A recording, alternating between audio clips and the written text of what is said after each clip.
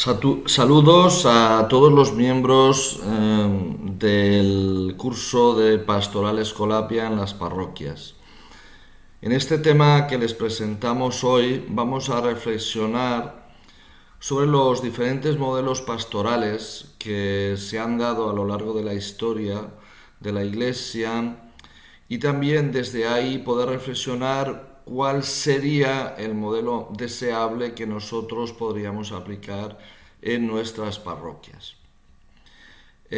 Por tanto, vamos a hacer un recorrido muy rápido por la historia de la acción pastoral en la Iglesia. En los primeros siglos, en la Iglesia primitiva, siglos I y III, hay una relación positiva con la cultura dominante.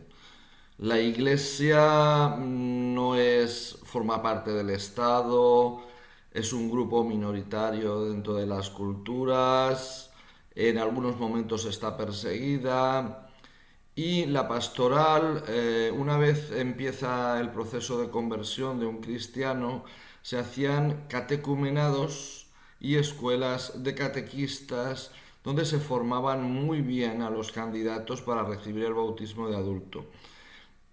Y había un gran protagonismo de los laicos. Seguidamente, en la época patrística, del siglo IV al siglo VII, hay un cierto equilibrio entre la jerarquía de la Iglesia, que podrían ser el obispo, los sacerdotes y los fieles. Equilibrio entre la Iglesia universal y la Iglesia local.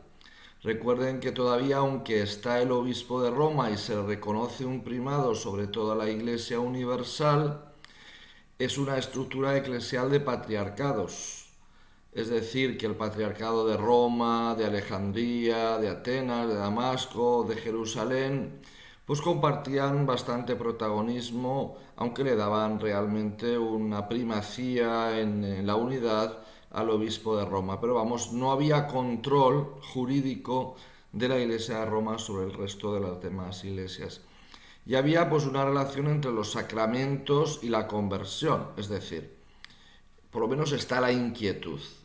La persona recibía el sacramento del bautismo de adultos cuando se demostraba que realmente había una conversión real en su vida. Siguen los catecumenados y las escuelas de catequistas y comienza a ahondarse la distinción entre los clérigos y los laicos. El periodo llamado de cristiandad en Europa, en el cual sabemos pues, que hay una estrecha relación entre la Iglesia y los estados, el poder político. Por tanto, oficialmente, en estos reinos todo el mundo es cristiano por el hecho de nacer en ese mismo reino. Entonces la religiosidad va tornándose como más individual, la Iglesia se estructura en torno al poder temporal, desaparecen los catecumenados y decae la catequesis y la predicación, una piedad cristiana en torno al Cristo sufriente y sobre todo decrece la conciencia comunitaria. Y la pastoral en general va dirigida pues a que la gente reciba los sacramentos según la convicción que una persona que no ha sido bautizada no puede ir al cielo. Entonces da lo mismo que esté formado que no esté formado. Entonces, el verdadero cristianismo, el cristianismo más auténtico, se refugia en los monasterios, en la vida religiosa, porque se entendía que era como el estado de perfección, los lugares donde sí que se podían hacer procesos personales de descubrimiento de la fe, de una fe como más profunda, más auténtica y mejor vivida. Todo este proceso de años lleva a una gran crisis dentro de la Iglesia en la cual pues la gente se considera cristiana pero en la práctica no lo es. Sabéis que en el siglo XVI hay un acontecimiento importantísimo en Europa que es la ruptura, una ruptura profundísima dentro de la Iglesia. Lutero se separa de la Iglesia de Roma, aparecen otros reformadores como Enrique VIII en Inglaterra, Calvino en Suiza. Claro, estos reformadores vienen a, según ellos dicen, pues a volver a la Iglesia a los orígenes, al estado primero en el que vivía la Iglesia. Pero en la práctica, pues bueno, se desvía la fe y la Iglesia se divide. Frente a esto, la Iglesia católica reacciona. Reacciona convocando un concilio, que es el Concilio de Trento, en el cual se subraya la primacía o la fuerza de los sacramentos en la vida de la Iglesia. Los sacramentos como un rito necesario para la salvación. De tal forma, pues que el sacramento obra en la gracia, aunque uno no se dé cuenta de que está obrando. Se prohíbe la lectura de la Biblia ante el miedo que se tenía por la libre interpretación que planteaban los protestantes. Pues bueno, hay miedo a que la gente interprete la Biblia cada uno a su manera y por tanto la solución es no se lee la Biblia. Se reforma la liturgia para unificarla y una espiritualidad centrada en la Eucaristía y en la devoción a María. Se promueven liturgias barrocas donde se busca que los fieles, o sea, tocar el sentimiento y las emociones de los fieles para que a partir del sentimiento pues la gente pues eleve su pensamiento a Dios. Estos son pues grandes procesiones, liturgias tremendas, muy bien preparadas. Se potencia, por supuesto, el sacerdocio jerárquico y se forma a los sacerdotes y se potencia la catequesis de niños. O sea, hay como una vuelta clerical a lo que es la vida de la Iglesia. En realidad fue normal hacerlo así porque el protestantismo pues potencia lo otro, el sacerdocio común de los fieles, donde se desdibuja bastante el tema sacramental y el tema de la participación de los laicos en la vida de la Iglesia. En el modernismo, siglo XVIII y XIX, la Iglesia es muy atacada por las nuevas corrientes de la Ilustración y la Iglesia está en una postura como de defensa, ¿no? Un modelo pastoral de defensa de la fe frente a los ataques de los modernistas. Una desconfianza del mundo, la educación moral y mucho sacramentalismo y piedad individualista. Es una iglesia que se encierra en sí misma porque tiene miedo pues a relacionarse con el mundo, que realmente el mundo es muy hostil a ella, ¿no? Por otra parte es previsible que esto sucediera así. Y sigue pues la espiritualidad nacida del Concilio de Trento, muy centrada en los religiosos, en los sacerdotes. Pero empiezan a haber al final del siglo XIX signos de renovación del anuncio del Evangelio, carismática, un catolicismo más desde el compromiso social, movimientos de laicos y una espiritualidad pues menos racional y más afectiva. En el preconcilio, la primera parte del siglo XX, comienzan pues la renovación de la Iglesia a partir de los estudios bíblicos y patrísticos y la revalorización de la palabra de Dios, la conciencia de comunidad y la participación de los laicos en la vida de la Iglesia. Todo este movimiento de renovación aboca en el Concilio Vaticano II, que sabéis que es convocado por el Papa Juan XXIII y que lo lleva adelante Pablo VI, donde hay una necesidad de un cambio en la Iglesia, donde la Iglesia no puede estar encerrada en sí misma, sino que la Iglesia es para el mundo, para anunciar una buena noticia, el Evangelio, una preocupación. No debemos de estar peleados con nuestros hermanos protestantes, sino hay que buscar juntos la unidad, una preocupación por entender y vivir de la palabra de Dios, que la iglesia no sea tanto de los curas, de los religiosos, sino que sea de todo, la iglesia como pueblo de Dios, la opción por los pobres y sobre todo pues la evangelización en el mundo contemporáneo, es decir, tenemos que volver a hacer una nueva evangelización, anunciar al mundo el evangelio, esta buena noticia para renovar al mundo desde dentro. En esto están los papas del posconcilio, pues Juan Pablo I, Benedicto XVI, Juan Pablo II, por supuesto, todos los años que estuvo, y actualmente el Papa Francisco. Frente a todo esto, a lo largo de la historia, pues ha habido como muchos modos de entender la pastoral, la acción de la iglesia en medio de las comunidades.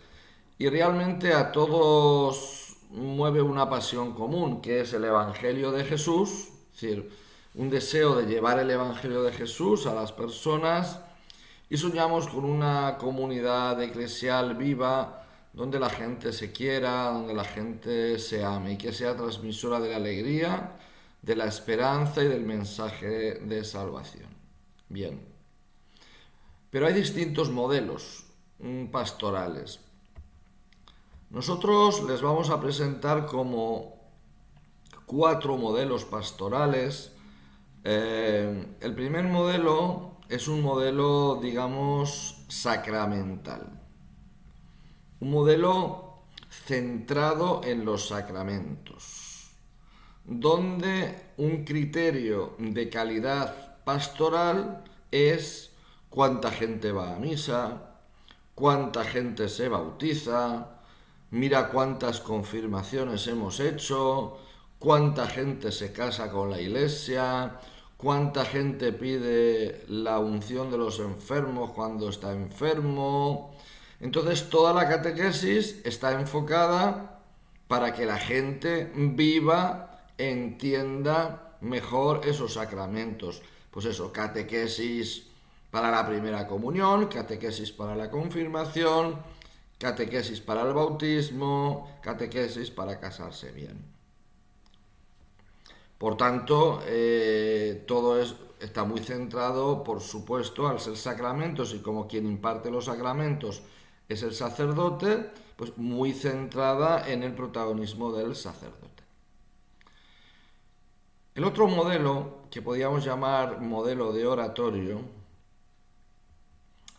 se llama de oratorio porque en el siglo XVI un gran santo romano, San Felipe Neri, abrió los días festivos, los domingos, lo que él llamó un oratorio. Un oratorio es un lugar donde los niños van, hacen muchísimas actividades en torno a la iglesia, pues se hace teatro, se montan coros, se juega, y es un modo de atraer a los niños a la iglesia para, en cierto modo, hacerles la iglesia amable y que se vayan acercando a la vivencia de la fe y la vivencia de los sacramentos. El tercer modelo es el modelo de los movimientos de apostolado. Según este modelo, pues una parroquia o un centro pastoral debe de tener movimientos especializados. Cada uno de los movimientos, pues con un movimiento podría ser el de Cáritas para atención a los pobres, otro grupo para atención de los enfermos, un grupo especializado en la pastoral de los estudiantes, en la pastoral obrera, en la pastoral de las mujeres, pastoral matrimonial. El movimiento del apostolado centrado en la acción o el ministerio concreto del grupo.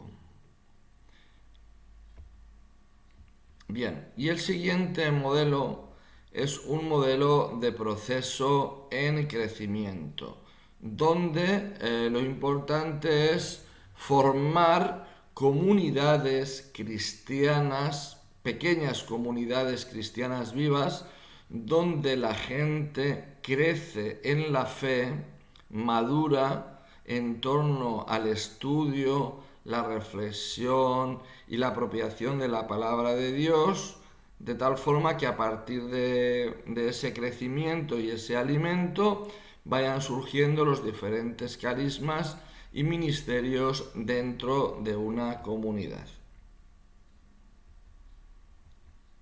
Bien, ahí tenéis como un cuadro que después se lo pasaremos en un artículo que van a tener que leer, los diferentes modelos, el sacramental, de oratorio, movimientos apostólicos y procesos de crecimiento. En el último de proceso de crecimiento, el objetivo al final de toda pastoral es formar comunidades adultas, capaces de vivir la fe en sus diferentes aspectos. Y el criterio no es tanto que la gente vaya a misa o no vaya a misa, sino que veamos que la gente va creciendo como persona y que se va implicando en una comunidad cristiana.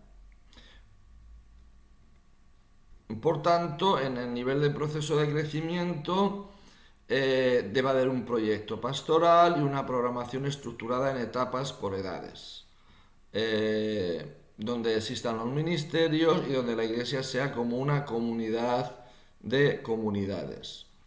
Ventajas, pues bueno, que este modelo integra todo: la espiritualidad, la comunión, la formación, el compromiso, el protagonismo del laicado, la eclesiología de comunión.